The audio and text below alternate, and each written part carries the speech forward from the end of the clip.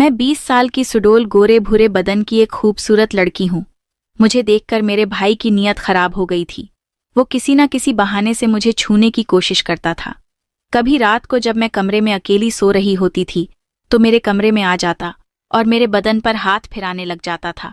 तो कभी मैं किचन में काम कर रही होती तो पीछे से आकर मुझे जोर से हक कर लेता था और गर्दन पर अपने दांतों से काट लेता था। वैसे मेरा भाई शादीशुदा था और उसकी शादी को काफी दिन हो गए थे, लेकिन शायद अब उसका दिल उसकी बीवी से ऊब चुका था, इसलिए वो मेरे पीछे हाथ धोकर पड़ा था। मैं भी उसके इरादों को अच्छी तरीके से भांप गई थी। एक दिन घर पर कोई नहीं था। भाभी बाहर गई हुई थी।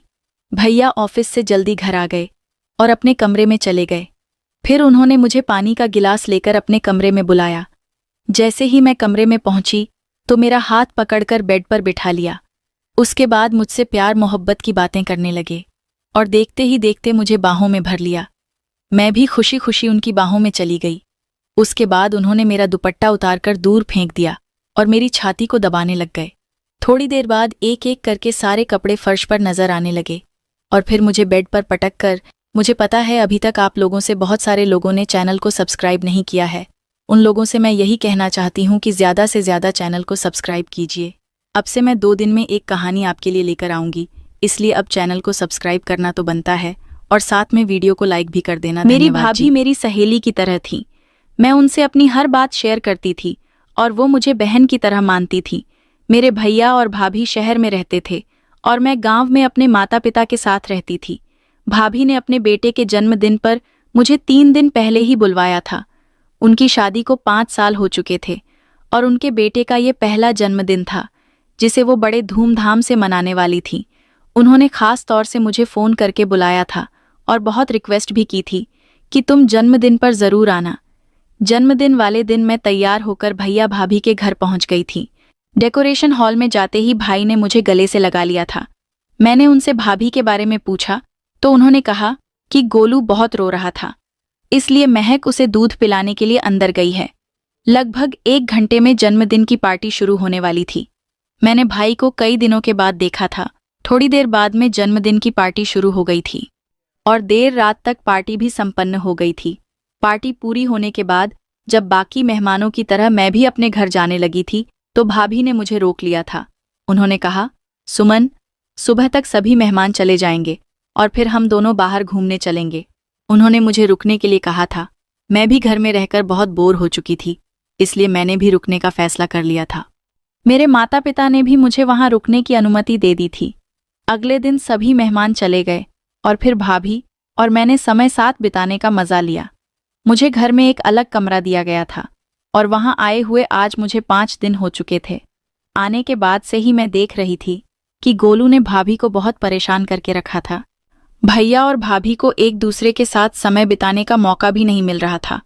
इसीलिए एक दिन मैंने भाभी से कहा कि अब गोलू थोड़ा बड़ा हो गया है, इसलिए उसे माँ की इतनी ज़रूरत नहीं है। आप उसे एक दिन मेरे पास छोड़ दो और आप दोनों बाहर घूमने चले जाओ। फिर उसके बाद भाभी ने कहा कि गोलू मेरे पास नहीं रहेगा। मैंने उनसे वादा किया था कि मैं गोलू की अच्छी तरह से देखभाल करूंगी। फिर मुझ पर भरोसा करके भाभी अगले दिन भैया के साथ बाहर चली गई थी। उस दिन गोलू पूरे दिन मेरे पास था। मैंने उसे बहुत अच्छे से खिलाया था और शाम का घर का खाना भी बना दिया था। उस दिन गोलू मेरे पास बहुत खुश होकर रहा था।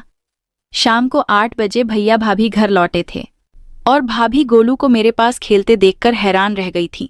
उसके बाद फिर भाभी ने कहा, सुमन, तुमने तो एक ही दिन में गोलू पर जादू कर दिया। गोलू अपने माता पिता के पास भी इतने शांति से नहीं रहता जितना प्यार और खुशी से तुम्हारे पास रहता है। गोलू वास्तव में मेरे साथ बहुत खुश था। रात को सोते समय भी गोलू जिद करने लगा था कि वो मेरे पास ही सोएगा। उसकी जिद के कारण मैं भाभी के कमरे में ही सो गई थी और भाभी मेरे कमरे में सो गई थी। आधी रात को अचानक मुझे अपने शरीर पर किसी का हाथ महसूस हुआ। पहले तो मुझे लगा था कि वो गोलू होगा, लेकिन धीरे धीरे मुझे समझ में आया कि ये किसी बच्चे का हाथ नहीं था, बल्कि किसी बड़े आदमी का हाथ था। जब मैंने उठकर देखा तो सामने भाई खड़े थे।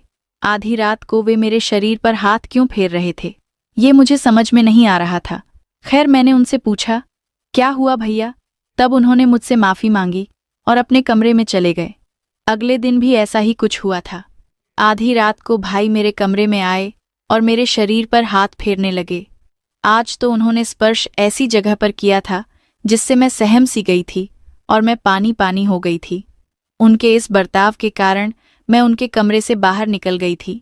भाभी गहरी नींद में थी, इसलिए उसे भैया की हरकत समझ में नहीं आ रही थी। जैसे ही मैं उनके कमरे से बाहर आई तो भाई भी मेरे पीछे आ गए थे। मैंने उनसे कुछ कहने की कोशिश की, तभी उन्होंने कहा, सॉरी मुस्कान, मैंने तुम्हें महक समझ लिया था। रात के अंधेरे में उनसे गलती हो गई होगी, इसलिए मैंने उन्हें माफ कर दिया था और फिर से अपने कमरे में सोने चली गई। कुछ दिन बीत गए थे और गोलू मेरे साथ बहुत घुल मिल भी गया था। एक दिन सुबह नाश्ते के समय मैंने भाभी से कहा, भाभी अब मुझे घर जाना चाहिए। फिर भाभी ने कहा, मुस्कान प्लीज मेरे लिए कुछ दिन और रुक जाओ ना, मुझे 1 महीने का कुकिंग कोर्स ज्वाइन करना है और अब गोलू भी तुम्हारे साथ अच्छा घुल मिल गया है, इसलिए मैं तुम्हें बता रही हूँ, तुम उसकी देखभाल कर सकती हो। अगर तुम ऐसा करती हो तो मैं निश्चिंत होकर अपना कोर्स पूरा कर लूंगी। महक, पिछले 3-4 महीनों से मैं ये कोर्स करना चाहती थी, लेकिन गोलू किसी के पास भी नहीं रहता था। अब जब तुम यहाँ हो तो मैं अपना कोर्स आराम से कर सकती हूँ। कुछ ही दिनों की तो बात है, दोपहर में 2 घंटे का मेरा क्लास होगा और बाकी टाइम फिर मैं घर पर रहूंगी। भाभी मुझसे विनती करने लगी थी। तभी भैया भी बोले, मुस्कान तुम महक को अपनी दोस्त कहती हो ना, तो अपनी दोस्ती के लिए इतना भी नहीं कर सकती हो? क्या तुम अपनी भाभी के लिए कुछ दिन और रुक नहीं सकती हो? उनका आग्रह बढ़ता जा रहा था, इसलिए मैंने वहां रुकने का फैसला कर लिया था। मैंने उन दोनों को हाँ कहा।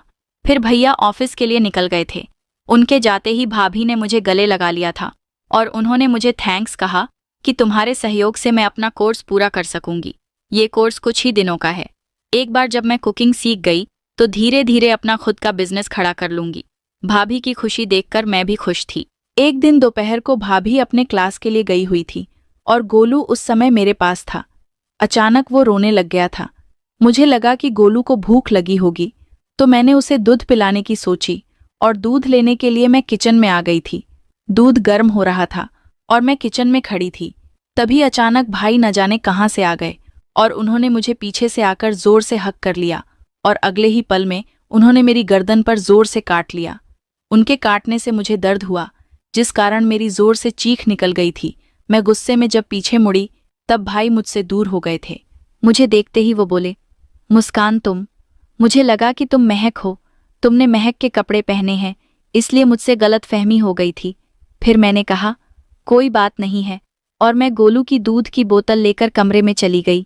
कुछ देर बाद भैया मेरी गर्दन पर लगाने के लिए बर्फ लेकर अपने कमरे में आए। उन्होंने कहा, मुस्कान मेरी वजह से तुम्हें चोट लगी है, मुझे अच्छा नहीं लग रहा है, मेरी गलती की सज़ा मुझे मिलनी चाहिए। ऐसा कहते हुए वे अपने हाथ से मेरी गर्दन पर बर्फ मलने लगे। उनकी नज़रें मुझे कुछ ठीक नहीं लग रही थीं। तब मैंने कहा, भाई आपकी मदद के लिए धन्यवाद, अब मुझे अच्छा लग रहा है, अब रहने दो। फिर मैं दोबारा बोली, भाई आप अभी कुछ घंटे पहले ही